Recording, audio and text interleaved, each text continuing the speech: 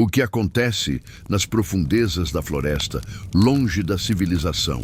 Será que as cabanas isoladas guardam segredos e histórias que ninguém ousa contar? Neste canal, vamos explorar relatos reais de pessoas que viveram experiências estranhas e perturbadoras em cabanas na floresta. Histórias de isolamento, medo e mistério. Compartilhe suas histórias conosco. Se você já viveu algo estranho em uma cabana, conte para nós nos comentários. Seu relato pode aparecer aqui no canal e ajudar a entender melhor o que acontece nesses lugares isolados. Inscreva-se no nosso canal e fique por dentro das histórias mais intrigantes e assustadoras da floresta. Eu nunca acreditei nessas histórias de casas mal assombradas, sabe? Sempre achei que era exagero ou coisa da cabeça das pessoas. Mas depois do que aconteceu comigo e com a minha esposa naquela cabana, não consigo mais dormir sem a luz acesa. Só de escrever isso aqui, minhas mãos estão suando. Tudo começou com uma ligação inesperada de um cartório no interior do Rio Grande do Sul. Um parente distante, que eu mal conhecia, tinha morrido e me deixado de herança uma cabana. Achei estranho, mas o advogado explicou que era uma decisão antiga, registrada em testamento. Segundo ele, a cabana era isolada, mas ainda em boas condições. Como estávamos passando por uma fase difícil financeiramente, minha esposa sugeriu que fôssemos até lá avaliar o imóvel. Quem sabe daria para vender ou até transformar em um refúgio de fim de semana. Saímos de Canoas numa sexta-feira à tarde e pegamos a estrada rumo ao interior. A viagem foi tranquila até chegarmos em uma estrada de terra quase engolida pelo mato. Nenhuma placa, nenhum sinal de civilização. A estrada de terra que levava até a cabana parecia não ter fim. O GPS havia parado de funcionar alguns quilômetros antes e só conseguimos prosseguir graças a um velho mapa deixado pelo meu avô. A floresta era densa, quase sufocante. As árvores formavam uma espécie de túnel natural e a luz do entardecer mal penetrava pelos galhos entrelaçados. Lara estava inquieta no banco do passageiro. Ela sempre foi sensível a lugares com energia pesada, como costuma dizer. Quando finalmente avistamos a cabana, tive um arrepio esquisito. Ela estava ali, no meio do nada, com as janelas fechadas e a pintura desgastada. Mas era mais que isso. Era como se ela esperasse por nós. A chave estava exatamente onde o advogado havia indicado, dentro de uma latinha de café, embaixo de uma pedra na varanda. Ao entrarmos, o cheiro de mofo e madeira podre tomou conta do ar. O piso rangia sob nossos pés e a poeira parecia dançar no feixe de luz que escapava por uma fresta na janela. A primeira coisa que notei foi o silêncio. Era denso, opressor. Nem o som dos insetos ou do vento, apenas silêncio. Encontramos um quarto com uma cama de ferro enferrujado e um colchão que parecia não ter sido usado há décadas. Lara, apesar do desconforto, tentou animar o clima, acendendo algumas velas que trouxemos e arrumando os poucos pertences que havíamos levado. A noite chegou rápida. Lá fora, a escuridão era total. Nenhuma luz, nenhuma estrela. E então, começaram os barulhos. Primeiro passos, lentos, arrastados, como se alguém andasse descalço pelo piso de madeira. Depois, sussurros, fracos, confusos, como vozes abafadas vindas das paredes. Lara me olhou, pálida, perguntando se eu também ouvia. Eu menti, disse que devia ser o vento, mas não havia vento. Não havia nada, apenas aquela sensação constante de que estávamos sendo observados. Por volta das 3 da manhã, o barulho cessou. Foi como se algo tivesse ido embora. Ou, pior, se instalado de vez. Lara finalmente adormeceu, agarrada a mim, enquanto eu permanecia acordado, com os olhos fixos na porta do quarto, esperando por algo que eu ainda não sabia o que era, mas que sentia estar se aproximando. Na manhã seguinte, o sol mal havia surgido e já parecia querer se esconder novamente atrás das nuvens cinzentas. Lara estava estranhamente calada, como se tivesse sonhado com algo que preferia esquecer. Eu também não havia dormido direito. Aquela sensação de estar sendo vigiado ainda pairava no ar como um cheiro invisível, impossível de ignorar. Começamos a explorar a cabana com mais atenção. Havia uma sala de estar pequena, com uma lareira e algumas prateleiras cobertas por trapos. Um relógio de parede parado marcava 3:06, o que me deu um calafrio. Lembrei imediatamente da hora em que os sons pararam na noite anterior. Atrás de um armário antigo, notamos algo peculiar. Uma ranhura no chão de madeira. Quando puxamos o móvel com dificuldade, revelamos uma porta de alçapão, velha e coberta de poeira. Lara não queria abrir. Disse que já era errado estarmos ali, que o lugar não nos queria. Mas eu insisti. Talvez por teimosia. Ou talvez porque algo dentro de mim queria entender o que havia de errado com aquela casa. A porta rangeu ao abrir, soltando uma lufada de ar úmido e frio. Peguei uma lanterna e desci com cuidado. Os degraus estalavam, como se não aguentassem meu peso. O porão era pequeno, úmido, com paredes de pedra e chão de terra. Mas o que me fez gelar o sangue foi o que havia no canto mais distante. Uma cadeira de madeira voltada para a parede, uma fita cassete em cima de uma mesa e uma boneca de pano caída no chão, com o rosto virado para mim. Peguei a fita e subi de volta, sem dizer nada a Lara. Passei o resto do dia tentando convencê-la a irmos embora, mas ela se recusava. Se seu avô te deixou isso, há um motivo, dizia ela, como se tentar dar sentido a algo tão sem sentido. À noite, não conseguimos dormir. Eu fiquei sentado à mesa com a fita nas mãos por horas, até finalmente colocá-la em um gravador que encontramos em um dos armários. Quando dei o play, minha pele arrepiou. A gravação estava cheia de estática e ruídos, mas entre eles havia uma voz. Uma voz masculina, fraca, desesperada. Eles não querem que você fique aqui.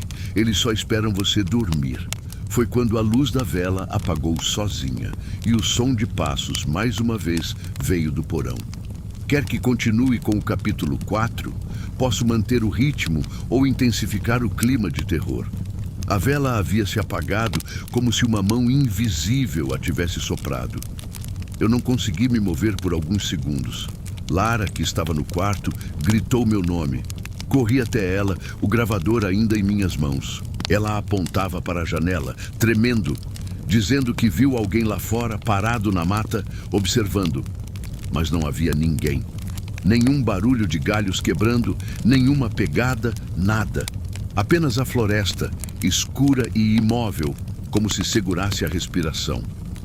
Tentamos manter a calma. Fechamos todas as janelas e trancamos as portas, mas nada parecia seguro ali. Era como se a própria madeira da cabana escondesse segredos antigos, impregnados nos veios e nas rachaduras. Depois de um tempo, sentados juntos no sofá com a vela reacendida, resolvemos ouvir o restante da fita. A voz reapareceu, mais agitada agora. Reconheci o tom. Era o mesmo sotaque do meu avô, mas mais velho, mais cansado. Ele dizia coisas desconexas. Eles vêm quando o silêncio cai. O 7º degrau nunca deve ser pisado. Eu tranquei, mas eles ainda sussurram. A boneca é o selo. Se moverem ela, tudo volta. Lara e eu trocamos olhares. A boneca no porão.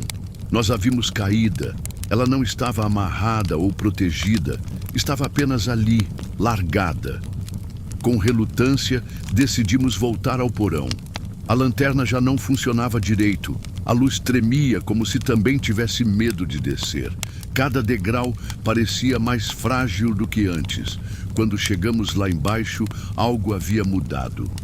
A cadeira estava virada para nós agora, e a boneca não estava mais no chão. Lara soltou um soluço. Ela apontava para a parede onde havia um buraco aberto, como um nicho cavado na pedra. Dentro dele, pedaços de fotografia rasgada e outra fita. E atrás de tudo, havia marcas de unhas cravadas na pedra, como se alguém tivesse tentado sair de dentro dali. Peguei a nova fita. Quando subi de volta, senti algo puxar levemente a barra da minha calça. Me virei com a lanterna, nada. Mas Lara jurou ter visto uma sombra atrás de mim por um instante. Na sala, antes de darmos play na nova fita, percebi que o relógio de parede parado agora marcava 3:06 novamente, mesmo sem funcionar. Era como se o tempo estivesse preso naquele momento, ou como se algo voltasse sempre nessa hora. Dessa vez, Lara queria ir embora, agora. Mas a estrada de volta era longa e já era madrugada. Convencia a esperar até o amanhecer. Naquela noite, dormimos com a luz acesa e cadeiras encostadas na porta. Mas às 3:06, as luzes piscaram e ouvimos a voz do meu avô sussurrando do porão. Vocês soltaram eles. Quer que continue com o capítulo 5? A tensão vai aumentar ainda mais. Eu não dormi naquela noite. Lara, apesar do cansaço, cochilava de tempos em tempos, mas sempre acordava assustada com qualquer rangido. E acredite, naquela cabana a madeira parecia gemer por dentro. Cada estalo era como um sussurro abafado vindo do interior das paredes. Às 3:06 em ponto, a luz piscou de novo. Só que dessa vez não voltou. Fomos jogados em um breu absoluto. Peguei a lanterna, a pilha falhou. Silêncio. Um silêncio que pesava nos ouvidos, que parecia pulsar com a casa. Então veio o som.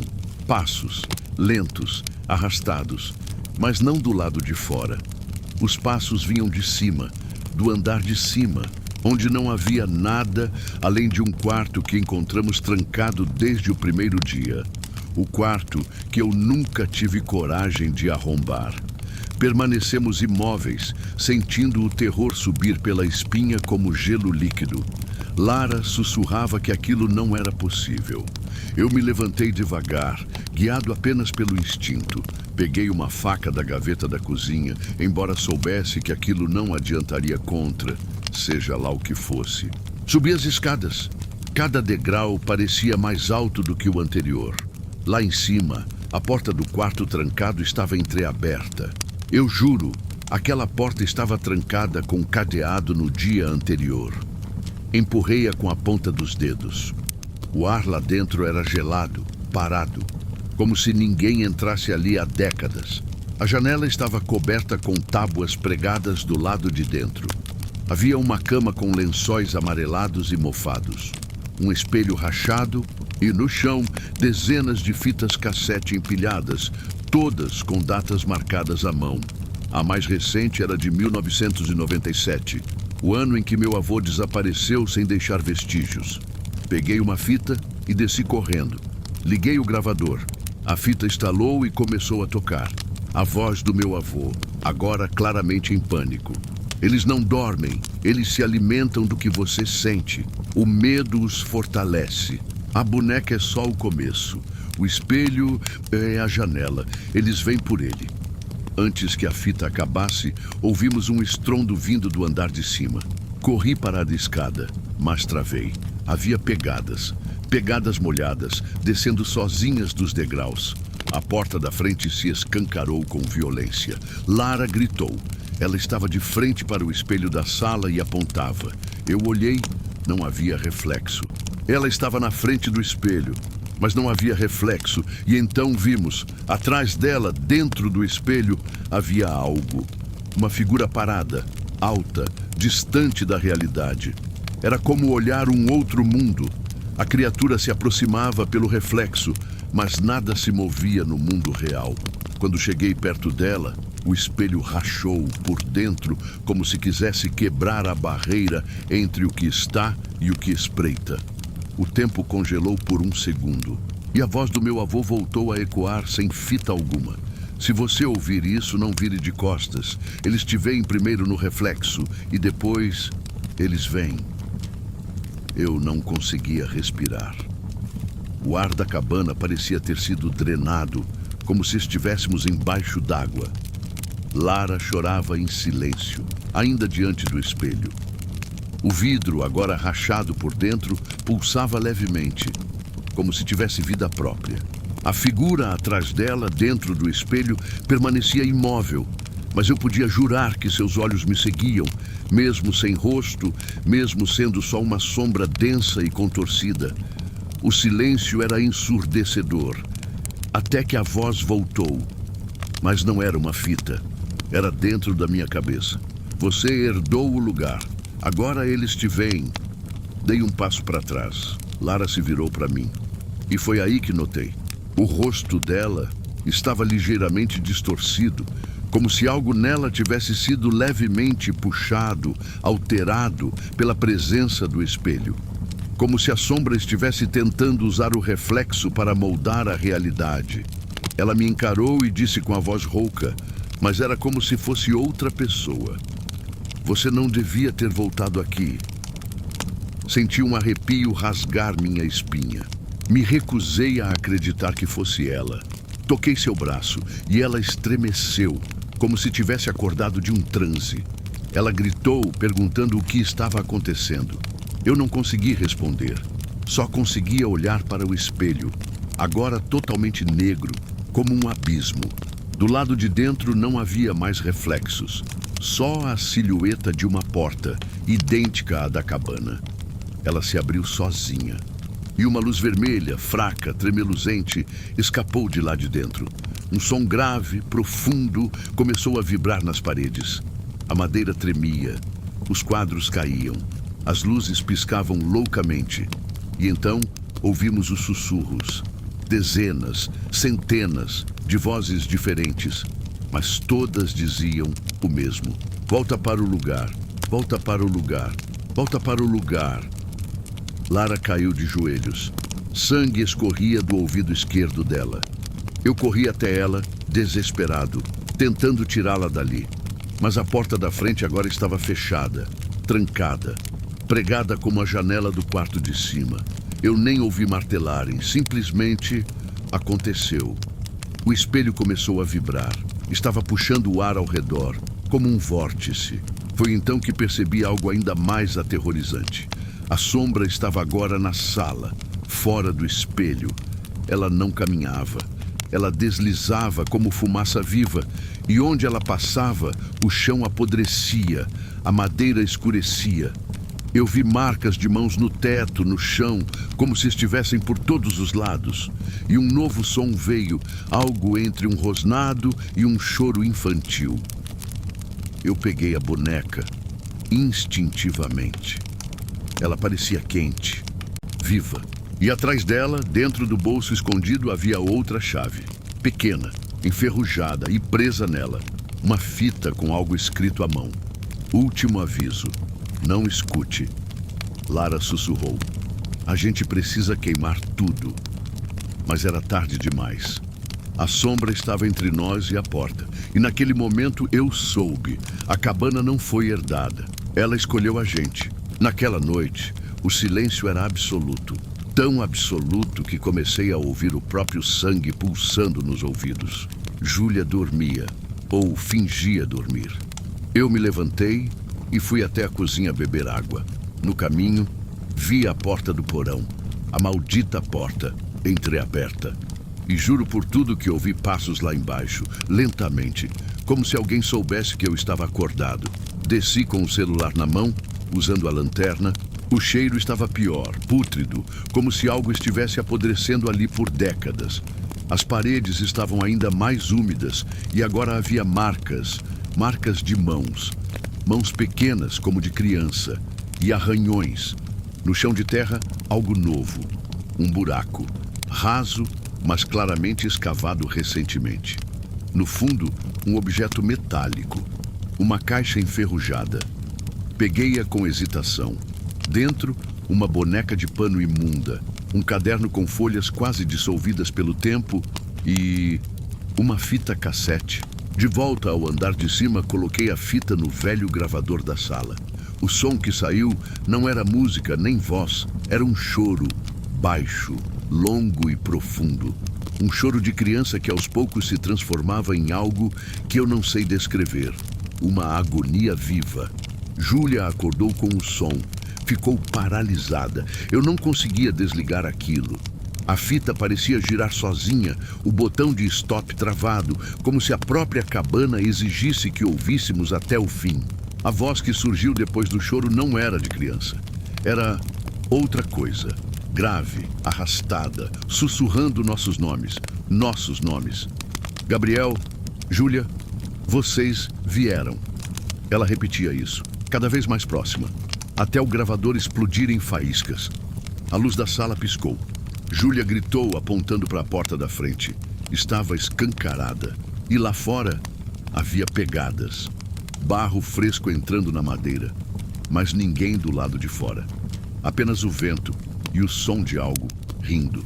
Uma risada seca, estrangulada. Vinha do porão. Fechamos a porta com força. Bloqueamos com móveis. Nos trancamos no quarto. Mas sabíamos. Aquilo que habitava essa cabana não estava mais lá embaixo. Estava conosco. Eu não consegui dormir naquela noite. A fita cassete parecia emitir uma presença própria, mesmo desligada. Ela estava ali, no criado mudo ao lado da cama, como se tivesse um coração pulsando no escuro. A cada vez que eu fechava os olhos, sentia como se alguém se inclinasse sobre mim para sussurrar algo inaudível. Helena, do outro lado da cama, também estava inquieta. Respirava pesado, como se lutasse contra pesadelos que tentavam invadir seus sonhos. Pela manhã, resolvi que precisava ouvir o conteúdo daquela fita. Peguei o gravador velho do porão, o mesmo que encontrei junto com a caixa, e com os dedos trêmulos, pressionei o botão play. A primeira coisa que se ouviu foi estática, longa, áspera, incômoda. Você está aí? Eu sei que sim, ela sempre volta. A gravação continuava com ruídos estranhos, passos, portas rangendo, um choro abafado, depois risos. Mas era no final que a coisa ficava insuportável. Um grito, agudo, desesperado. E por fim, um nome. O meu nome. Desliguei o aparelho com um pulo. Meu coração parecia querer sair pela garganta. Como aquela gravação sabia meu nome? Helena entrou no quarto logo depois, preocupada com meu estado.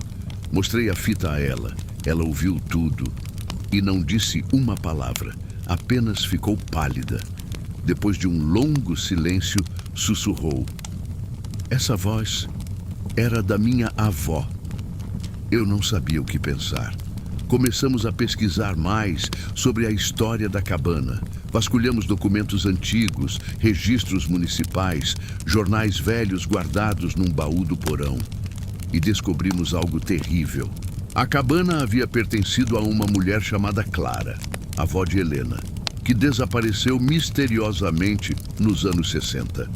Seu corpo nunca foi encontrado. Mas o mais assustador foi um artigo de jornal com uma foto antiga da frente da cabana. E ao fundo, refletido no vidro da janela, uma silhueta, sombria, observando. Era a mesma silhueta que eu vi naquela primeira noite. E então, finalmente, Helena lembrou. Ela estivera naquela cabana quando criança. A mãe nunca falava sobre aquilo. Mas uma vez, muito pequena, Helena jurava ter conversado com uma mulher que morava atrás da parede. A mãe dizia que era imaginação. Mas agora, tudo parecia real demais. Começamos a perceber coisas que antes ignorávamos. A mesma hora se repetindo no relógio antigo. 03:17. Objetos mudando de lugar. Sussurros vindos de dentro das paredes. A cabana estava viva. Quer que eu continue com o capítulo 6. Podemos elevar ainda mais a tensão, incluindo aparições, eventos inexplicáveis e a revelação de um segredo oculto por gerações. Naquela noite, algo mudou. Eu acordei com o som de algo girando em falso, como se uma fita estivesse rebobinando sozinha no antigo toca-fitas. Levantei devagar, tentando entender se estava sonhando ou se aquilo estava mesmo acontecendo. A sala estava escura. mas a luz vermelha do aparelho brilhava como um farol de aviso. A fita girava, sozinha. Quando apertei o play, o som que saiu não era de gravações antigas, era novo. Era minha voz, minha própria voz, dizendo coisas que eu nunca disse, sussurrando o nome da minha esposa, descrevendo momentos daquela noite, como se alguém estivesse me imitando ou gravando minha vida. Saí da sala trêmulo. A casa parecia viva. As paredes pulsavam com um som surdo, um gemido baixo vindo de dentro, como se alguém ou algo estivesse preso ali dentro, tentando sair. Quando passei pelo corredor em direção ao quarto, vi pela fresta da porta uma sombra parada sobre minha esposa dormindo. Alta, disforme, apenas olhando para ela. Congelado, assisti enquanto a sombra se voltava lentamente para mim. Mas não veio em minha direção. Simplesmente desapareceu, deixando no lugar uma fita em cima da cama. Peguei sem pensar duas vezes. Quando ouvimos aquela fita juntos no dia seguinte, ouvimos coisas que nos destruíram por dentro. Ela chorava na gravação, chorava e implorava por mim, por socorro. Mas aquelas palavras, eu as ouvi na noite anterior. Era como se a casa estivesse brincando com o tempo, gravando o futuro, cuspindo o passado. A partir dali, minha esposa passou a não querer mais dormir. Começou a ver reflexos dela mesma agindo sozinha nos espelhos, sorrindo enquanto ela chorava. A cabana estava nos consumindo e, de alguma forma, nós dois sabíamos. Aquela casa não queria que a gente fosse embora. Fiquei encarando minha esposa por longos minutos após ouvirmos aquela fita. Ela estava pálida, imóvel, e pela primeira vez desde que chegamos, me olhou como se eu fosse um estranho. Algo havia mudado entre nós e dentro dela. Tentamos sair da cabana naquela tarde. Arrumamos tudo em silêncio, sem discutir, como se estivéssemos cumprindo uma ordem invisível. Mas quando chegamos à porta da frente, ela simplesmente não abria. A chave girava, o trinco se movia, mas a porta permanecia trancada, como se algo do outro lado segurasse a maçaneta com força. Começamos a gritar, a bater. Tentamos pular pelas janelas, mas todas estavam seladas por dentro, com tábuas que não estavam lá antes, como se a casa tivesse nos preparado para aquela tentativa. Como se estivesse um passo à nossa frente. Foi quando o espelho da sala começou a vibrar. A superfície refletia não a nossa imagem, mas o quarto dos fundos, onde havia uma porta que nunca tínhamos visto antes. No reflexo, ela estava entreaberta, mas ao irmos até lá, nada. Parede sólida. Minha esposa começou a rir, um riso nervoso, trêmulo. Quando a olhei nos olhos, vi que ela estava em choque, murmurava sem parar. Eu já estive aqui. Quando eu era pequena, eu já estive aqui. Ela dizia que a mulher da foto, aquela com ela no colo, não era sua mãe, era ela mesma. E que havia algo na cabana que a trouxe de volta. Algo que a estava esperando. Naquela noite, ouvi passos andando pelo telhado. Depois, do lado de fora das paredes. E então, dentro das paredes, como se alguém estivesse rastejando lá dentro, se aproximando, cercando o quarto. A parede atrás da cabeceira da cama começou a rachar. Primeiro em linha reta, depois em círculos, formando uma porta. Uma porta pequena, como uma passagem secreta. Do outro lado vinha um som abafado, como o giro de uma fita, e uma respiração lenta, pesada, inumana. Minha esposa se levantou e disse com calma, "É agora." E caminhou até a parede como se soubesse exatamente para onde estava indo. Ela ajoelhou-se diante da pequena porta recém-formada na parede, como se estivesse diante de um altar. As tábuas ainda chiavam sob os nossos pés, e mesmo sem vento algum, as janelas tremiam como se quisessem estourar. A atmosfera era pesada, densa. Tudo cheirava a mofo, terra úmida e algo mais, algo podre, quase como carne esquecida. Minha esposa estendeu a mão. Eu tentei segurá-la, impedi-la, mas ela se virou e sussurrou. Ele me chama. Ele sempre me chamou. Você só veio me trazer de volta. Essas palavras me paralisaram. Eu não sabia mais o que era real. Comecei a duvidar da minha própria memória. Será que realmente a conhecia? Será que ela sempre soube da cabana? Estávamos mesmo casados? Ou isso era parte do jogo da casa? Quando ela abriu a portinhola, uma lufada de ar frio invadiu o quarto. Era como abrir uma cripta. O espaço lá dentro era estreito, escuro, feito de pedras antigas cobertas de limo. E no fundo, uma escada que descia. Minha esposa sumiu por aquela escuridão sem olhar para trás. E eu fiquei lá, imóvel, com medo de segui-la e mais medo ainda de deixá-la sozinha. Acabei descendo também. Cada degrau era mais apertado que o anterior. A madeira estalava como se estivesse viva, como se não quisesse me deixar passar. Lá embaixo, encontrei um cômodo pequeno, quase como uma cela. Havia símbolos riscados nas paredes com algo que parecia sangue seco. Uma cadeira de madeira virada para a parede e nela a fita. Outra fita.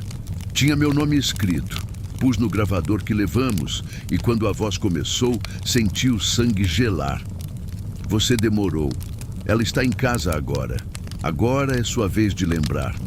A fita começou a tocar sons da nossa primeira noite na cabana. Risos, passos, depois gritos, meus gritos e ao fundo uma terceira voz. Grave, arrastada, cochichando palavras que eu nunca aprendi, mas entendia perfeitamente. Você pertence a mim, dizia. E então ouvi a respiração atrás de mim. Quando me virei, a cadeira estava vazia, mas os braços estavam marcados por dedos, como se alguém tivesse acabado de se levantar. Subi correndo de volta, mas a portinha havia desaparecido. Agora era só parede. Minha esposa também, desaparecida. E na sala o espelho mostrava meu reflexo, mas eu não me movia. No reflexo eu estava sorrindo. Fiquei ali, parado diante do espelho, encarando meu reflexo que sorria enquanto eu tremia. Tentei desviar os olhos, mas parecia que minha imagem tinha mais controle do que eu.